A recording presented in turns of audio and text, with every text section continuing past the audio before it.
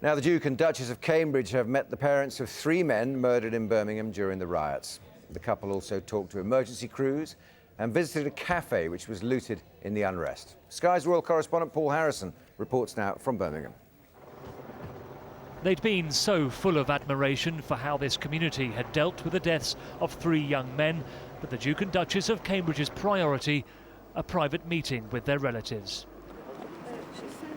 which included Tariq Jahan, whose impassioned plea for calm in his community came just hours after his son died.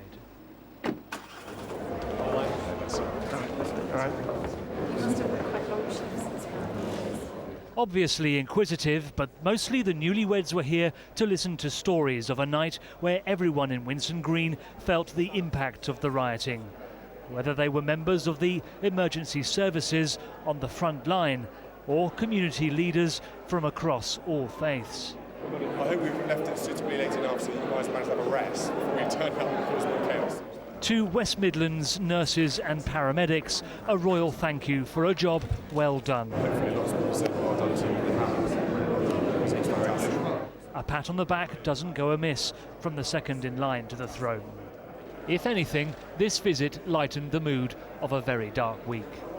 What she said to me was, it's great to be with us, because she would never have had the opportunity to do so because of the visit that she'd done. She was able to talk to us. And it was good for her because she says that normally they want to take her to the council house or Yes. NEC, but she's been able to come into the real That's world right. where real people live. The Duchess of Cambridge told a police superintendent inside that she and William had been watching the riots unfold on television from their home in Anglesey. She said that they had seen all the young people on the streets, couldn't believe what was going on in England.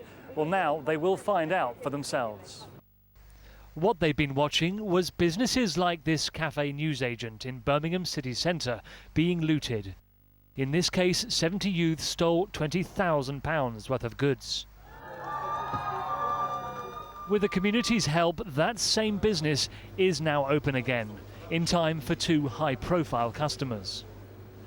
End of the day, it was something to cheer about today.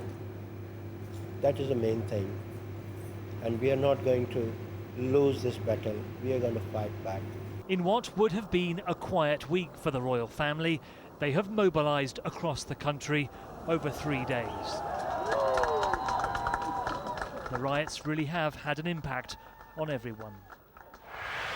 Paul now joins us live from Birmingham. Paul, all in all, the royal family's made its presence felt, hasn't it?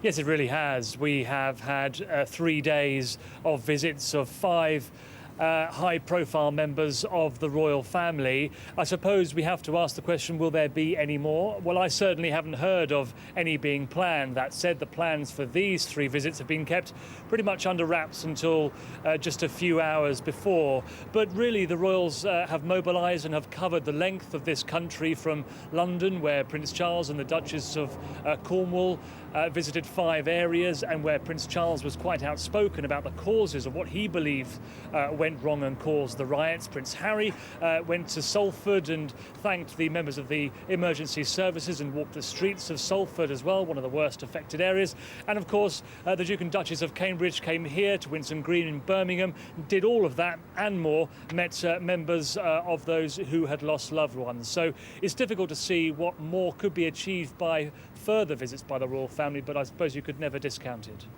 Paul, thanks very much indeed. Paul Harrison live for us there in Birmingham. Well, you're watching Sky News. Coming up in